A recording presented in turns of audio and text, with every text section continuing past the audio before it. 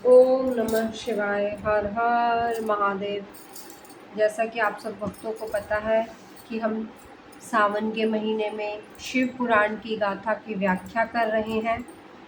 अब तक हमने इसके बहुत से अध्यायों का वर्णन कर लिया है। सावन के महीने में शिव पुराण की कथा को सुनने वाला और सुनाने वाला दोनों के लिए ही फलदायक है। अब हम स्टार्ट करेंगे 38वां अध्याय, विश्वकर्मा द्वारा दिव्य मंडप की रचना। ब्रह्मा जी बोले, हे मुनि श्रेष्ठ नारद, शैलराज हिमालय ने अपने नगर को बारात के लिए स्वागत के लिए विभिन्न प्रकार से सजाना शुरू कर दिया। हर जगह की सफाई का विशेष ध्यान रखा गया, सड़कों को साफ कराया गया और उन पर छिड़काव कराया गया। तत्पश्चात उन्हें बहुमूल्य साधनों से सुसज्जित एवं शोभित किया गया। प्रत्येक घर के दरवाजे पर केले का मांगलिक पेड़ लगाया गया। आम के पत्तों को रेशम के धागे से बांधकर सुंदर बंदरवारें बनाई गई। विभिन्न प्रकार के सुगंधित फूलों से हर घर को स्थान को सजाया गया। सुंदर तोरणों से घर को शोभायमान किया गया। चारों ओर का वातावरण अत्यंत सुगंधित था। वहां का दृश्य दिव्य और अलौकिक था। विश्वकर्मा को गिरिराज हिमालय ने आदरपूर्वक बुलाया और उन्हें एक दिव्य मंडप की रचना करने को कहा। वह मंडप 10,000 योजन लंबा और चौड़ा था। वह दिव्य मंडप 40,000 कोस के विस्तृत क्षेत्र में फैला हुआ था। विश्वकर्मा, जो कि देवताओं के शिल्पी कहे जाते हैं, ने उस उत्तम मंडप की रचना करके अपनी कुशलता एवं निपुणता का परिचय दिया। यह मंडप अद्भुत जान पड़ता था। उस मंडप में अनेकों प्रकार के स्थावर, जंगम पुष्प और तथा स्त्री पुरुषों की मूर्ति बनाई गई, जो कि इतनी सुंदर थी कि यह निश्चित कर पाना कठिन था कि कौन ज्यादा सुंदर एवं मनोरम है। वहां थल में जल दिखाई दे रहा था। कोई भी मनुष्य इस कलाकृति को देखकर यह नहीं जान पा रहा था कि यह जल है या थल। विभिन्न प्रकार के जानवरों की कलाकृतियां जीवंत बनाई गई थी। अपनी सुंदरता से जड़ हृदयों को मोहित करके सारस कहीं सरोवर में पानी पीते दिखाई देते तो कहीं जंगल में सिंह ऐसे लग रहे थे मानो अभी दहाड़ना शुरू करेंगे। नृत्य करने की मुद्रा में बनाई गई स्त्री पुरुषों की मूर्तियां को देखकर ऐसा लगता था मानो वाकई नर नारी नृत्य कर रहे हैं।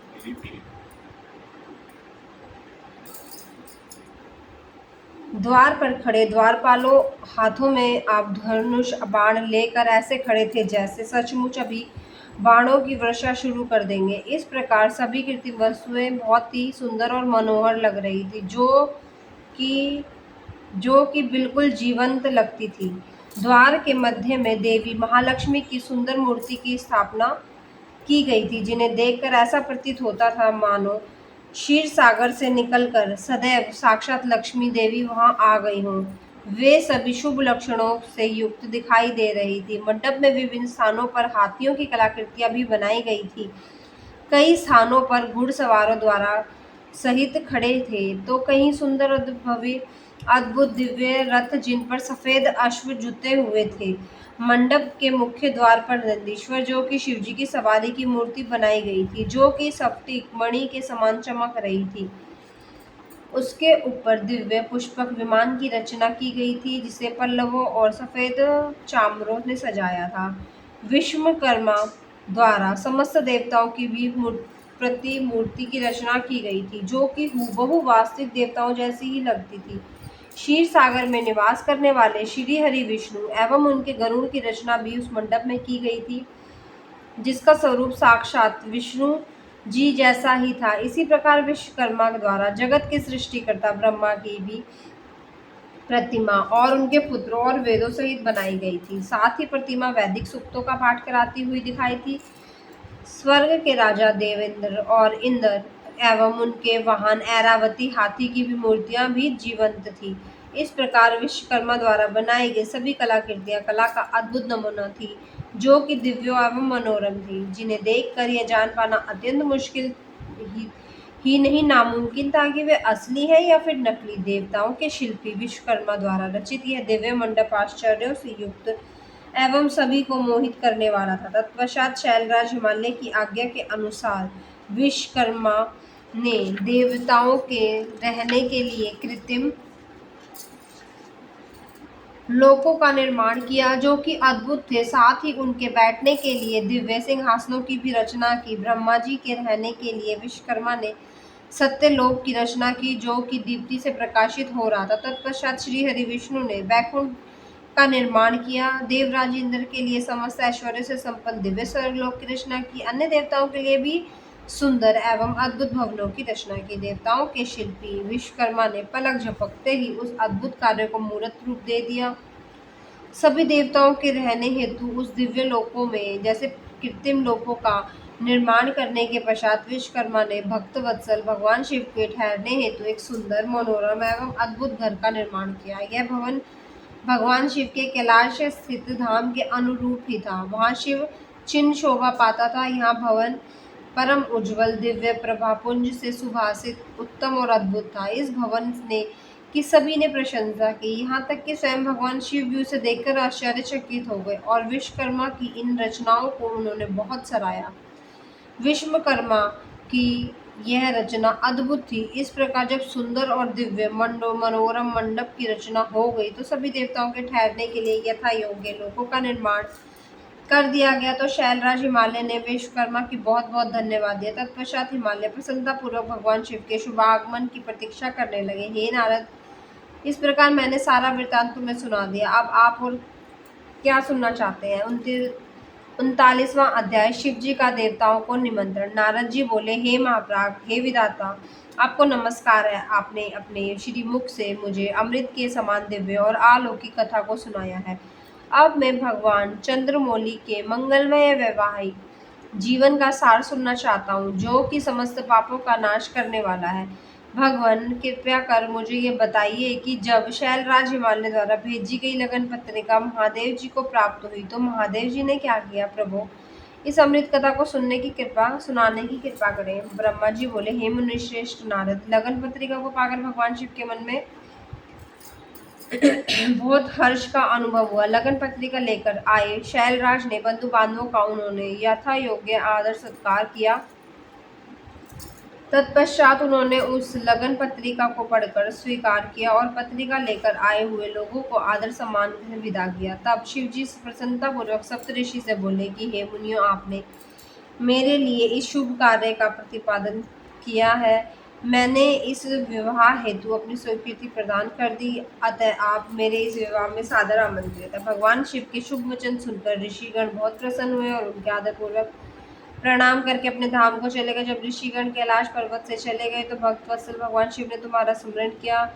तुम्हें अपना सौभाग्य की प्रशंसा करते हुए तुमसे मिलने के लिए उनके धाम पहुंच गए। शिव जी के चरणों में मस्तक झुकाकर प्रणाम किया और वहां हाथ जोड़कर खड़े हो गए। शिव जी बोले, हे नारद, तुम्हारे दिए गए उपदेश से प्रभावित होकर ही देवी पार्वती ने घोर तपस्या करी और उससे प्रसन्न होकर ही मैंने उसे पत्नी के रूप में वरदान दिया। पार्वती की भक्ति ने मुझे वश में कर लिया है। अब मैं उनके साथ विवाह करूंगा। सप्तऋषियों ने शैलराज हिमालय को संतुष्ट कर इस विवाह की स्वीकृति पर की है और हिमालय की ओर से लगन पत्रिका भी आ चुकी है। आज से 7वें दिन मेरा विवाह का दिन सुनिश्चित हो गया है। इस अवसर पर महान उत्सव होगा। तुम श्री हरि ब्रह्मा सब देवताओं मुनियों और सिद्धों को मेरी ओर से निमंत्रण भेजो और उनसे कहो कि वे लोग उत्साह से प्रसन्नता पूर्वक सज धज कर अपने परिवार को साथ लेकर मेरे विवाह में पधारे। नारद जी, भगवान शिव की आज्ञा पाकर आपने हर जगह जाकर आदर पूर्वक सबको इस विवाह में आने का निमंत्रण दिया। तत्पश्चात भगवान शिव के पास जाकर उन्हें सारी जानकारी दी तो भगवान शिव भी आदर पूर्वक सब देवताओं के पधारने की प्रतीक्षा करने लगे। भगवान शिव के सभी गण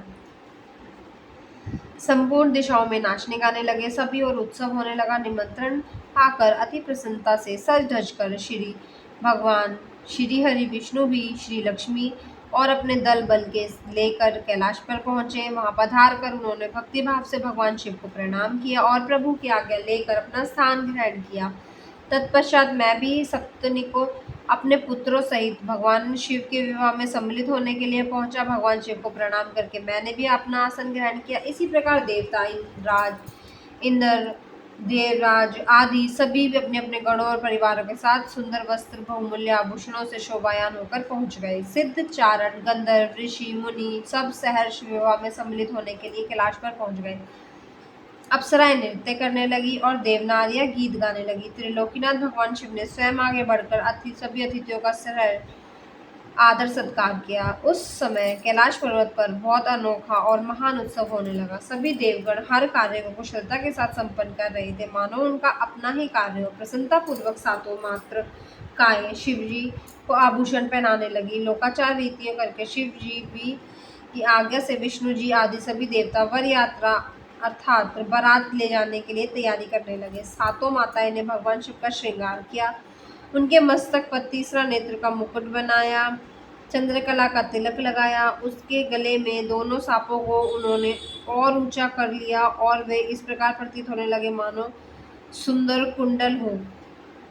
इसी प्रकार सभी अंगों पर सांप लिपट गए जो आभूषण की सी शोभा देने लगे। सारे अंगों पर चिता की भस्म रमा दी गई। वह भी चंदन के समान चमक उठी। वस्त्र के स्थान पर सिंह तथा हाथी की खाल को उन्होंने ओढ़ लिया। इस प्रकार श्रृंगार से सुशोभित होकर भगवान शिव दूल्हा बनकर तैयार हो गए। उनके मुखमंडल पर जो आभा सुशोभित हो रही थी, उनका वर्णन करना कठिन था। वे साक्षात ईश्वर है। तत्पश्चात समस्त देवता, यज्ञ, दानव, नाग, पक्षी, अप्सराएं, महर्षिगण मिलकर भगवान शिव के पास गए और प्रसन्नता पूर्वक बोले, हे महादेव महेश्वर जी, आप देवी पार्वती को ब्याह करने के लिए हम लोगों के साथ चलिए और हम पर कृपा कीजिए। तत्पश्चात क्षीर संगार सागर से के स्वामी श्री हरि विष्णु भगवान शिव को आदर पूर्वक नमस्कार करके बोले, हे देवादिदेव महादेव भक्त वत्सल, आप सदैव ही भक्तों के कार्य को सिद्ध करते हैं। हे प्रभु, आप गिरजानंदिनी देवी पार्वती के साथ वेदोक्त रीति से विवाह करिए। आपके द्वारा उपयोग में लाई जाने वाली रीति की जगह मैं विवाह रीति के रूप में विख्यात होंगी। भगवान, आप कुल धर्म के अनुसार मंडप की स्थापना करके इस लोक में अपने यश का विस्तार कीजिए। भगवान विष्णु के ऐसे कहने पर महादेव जी ने भक्ति पूर्वक सब कार्य करने के लिए मुझ ब्रह्मा से कहा। तब मैंने श्रेष्ठ मुनियों कश्यप, अत्रि, वशिष्ठ, गौतम, भागुरी, गुरु, कण्व, बृहस्पति, शक्ति, जम, दग्नि, पराशर, मार्कंडेय, अगस्त्य, चैवन, गर्ग, शिलापाक, अरुणापाल, अकृतश्रम, शिला, दधीचि, उपमन्यु, भारद्वाज, अकृतवर्ण, पिपलाद, कुशिक, कोत्स और शिष्यों सहित व्यास आदि उपस्थित ऋषियों को बुलाकर भगवान शिव की प्रेरणा से विधि पूर्वक अभ्युदिक कर्म कराए। सबने मिलकर भगवान शिव की रक्षा के विधान करके ऋग्वेद, यजुर्वेद तथा स्वस्ति वाचन किया। फिर सभी ऋषियों ने सहर्ष मंगल कार्य संपन्न कराए। तत्पश्चात ग्रहों एवं विघ्नों की शांति हेतु पूजा कराई। इन सभी वैदिक और अलौकिक कर्मों को विधि पूर्वक संपन्न हुआ देख कर शिव बहुत प्रसन्न हुए। तब भगवान शिव हर्ष पूर्वक देवताओं और ब्राह्मणों को साथ लेकर अपने निवास स्थान कैलाश पर्वत से बाहर आए। उस समय शिवजी ने सब देवताओं और ब्राह्मणों को आदर पूर्वक हाथ जोड़कर नमस्कार किया। चारों ओर बाजे बाजे बजने लगे। सभी मंत्र मुग्ध होकर नृत्य करने लगे। वहां बहुत बड़ा उत्सव होने लगा। 40वां अध्याय, भगवान शिव की बारात का हिमालयपुरी की ओर प्रस्थान। ब्रह्मा जी बोले, हे मुनिश्रेष्ठ नारद, भगवान शिव ने कुछ गणों को वहीं रुकने का आदेश देते हुए नंदीश्वर सहित सभी गणों को हिमालयपुरी चलने की आज्ञा दी। उसी समय गणों के स्वामी शंख, कर्ण, गण साथ लेकर चल दिए। फिर भगवान शिव की आज्ञा पाकर गणेश्वर, शंखगण, केकराश, विकृत, विशाख, पारिजात, विक्रांत, दुंदुभ, कपाल, संदरादक, कंदुक, कुंडक, विशंभ, पिप्पल, सनादक, आवेशन, कुंड, पर्वतक, चंद्रपातन, काल, कालक, महाकाल, अग्निक, अग्निमुख, आदित्य मूर्धा, धनावहा, सनाहा, कुमुद, अमोंग, कोकिल, सुमंत्र, काकपाद, दौर, सनातक, मधुपिंग, कोकिल, पूर्णभद, नील, चतुर्वर्ग्य, कर्ण, अहि, रोमक, यज्वाक्ष, शतमन्यु, मेघ्नमन्यु, काष्ठगुड़, विरूपाक्ष, सुकेश, वृषभ, सनातन, तालकेतु, षण्मुख, चैत्र, स्वयंप्रभु, लकुक्लीश, लोकांतक, दीप्तात्मा, दैन्यात्मक, भृंगिरटी, देव प्रिय, अश्नि, भानु, प्रमथ तथा वीरभद्र अपने असंख्य गणों को एक साथ लेकर चल पड़े। नंदीश्वर एवं गणराज भी अपने अपने गणों को ले क्षेत्रपाल तथा भैरव के साथ उत्साहपूर्वक चल दिए। उन सभी गणों के सिर पर जटा, मस्तक पर चंद्रमा और गले में नील चिन्ह था। शिवजी ने रुद्राक्ष आभूषण धारण किए हुए थे, शरीर पर भस्म शोभायान थी। सभी गणों ने हार, कुंडल, केयूर तथा मुकुट पहने हुए थे। इस प्रकार त्रिलोकीनाथ महादेव अपने लाखों करोड़ों शिष्य गुणों तथा मुझे श्री हरि को अन्य देव सभी देवताओं को साथ लेकर धूमधाम से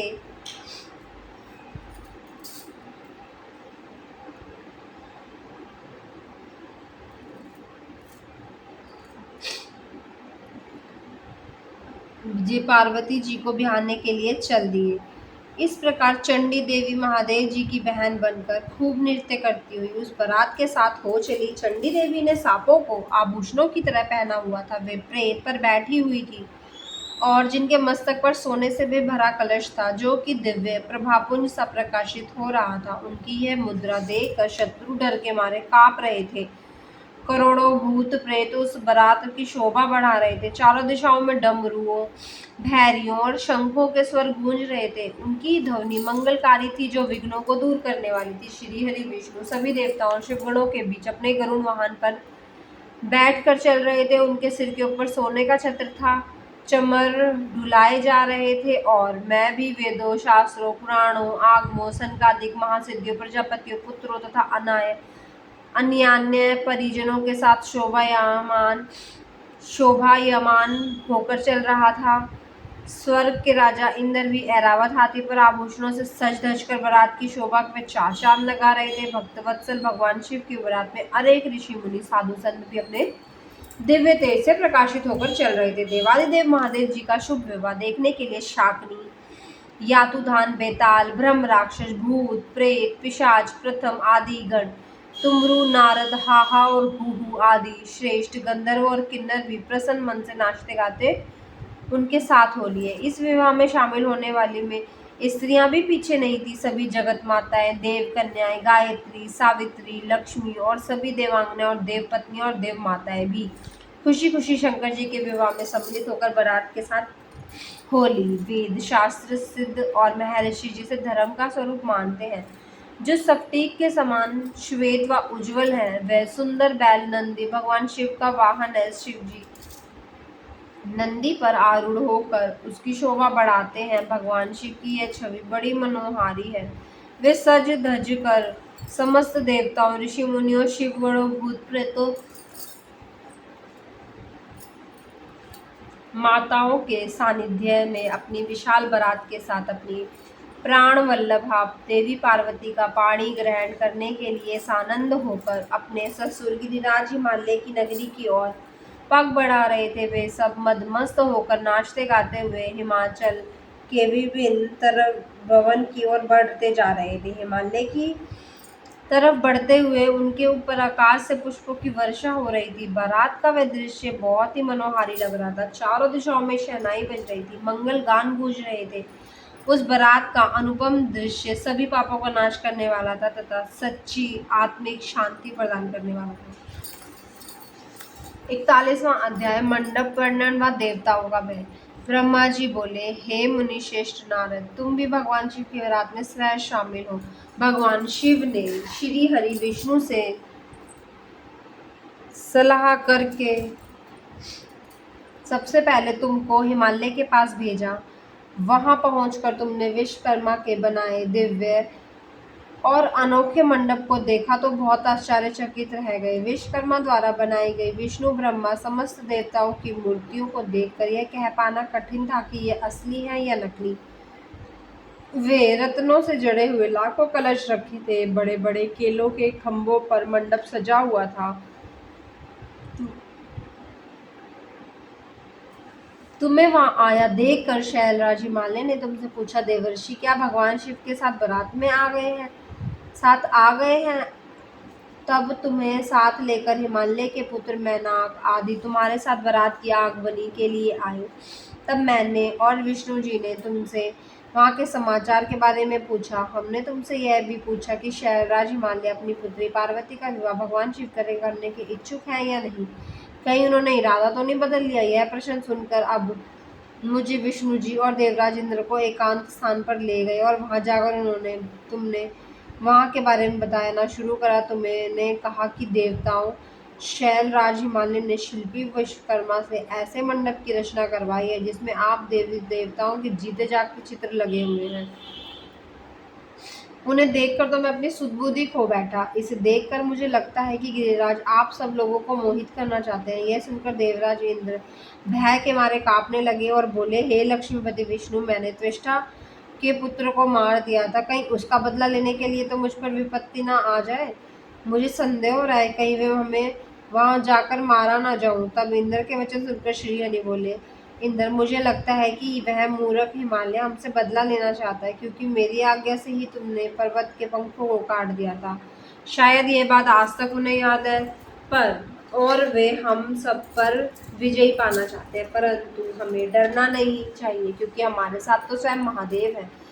भला फिर हमें कैसा भय, हमें किस प्रकार गुप गुप बातें करते देख शिव ने अलौकिक गति से हमसे बात की और पूछा, हे देवताओं, क्या बात है, मुझे स्पष्ट बताइए। शैलराज हिमालय मुझसे अपनी पुत्री का विवाह करना तो चाहते हैं, इस प्रकार यहाँ व्यर्थ बातें करते रहने से क्या लाभ है। भगवान शिव ने इन वचनों को सुनकर, नारद तुम बोलो। हे देवादिदेव शिव जी, गिरिजानंदिनी पार्वती से आपका विवाह तो निश्चित है, उसमें भला कोई विघ्न बाधा कैसे आ सकती है। तभी तो शैलराज हिमालय ने अपने पुत्रों मेनाक आदि को मेरे साथ बारात की आगमनी के लिए भेजा है। मेरी चिंता का कारण तो दूसरा है प्रभु। आपने मुझे हिमालय के यहाँ बारात के आगमन की सूचना देने के लिए भेजा था। जब मैं वहां पहुंचा तो मैंने विश्वकर्मा द्वारा बनाए गए मंडप को देखा। शैलराज हिमालय ने देवताओं को मोहित करने के लिए एक अद्भुत और दिव्य मंडप की रचना कराई है, जिसको आपको ये जानकर आश्चर्य होगा कि वे सब इतने जीवंत हैं कि उन्हें देखकर मोहित हुए बगैर रह ही नहीं सकते।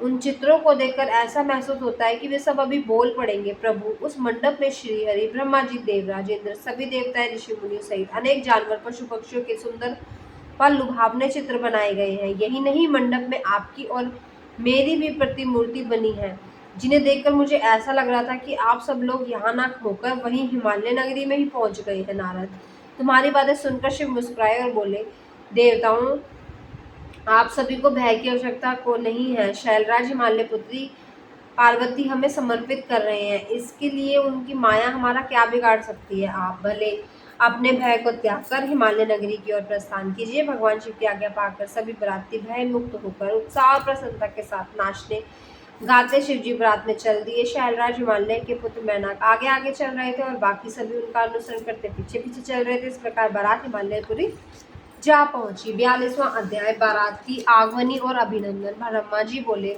भगवान शिव अपनी विशाल बारात के साथ हिमालय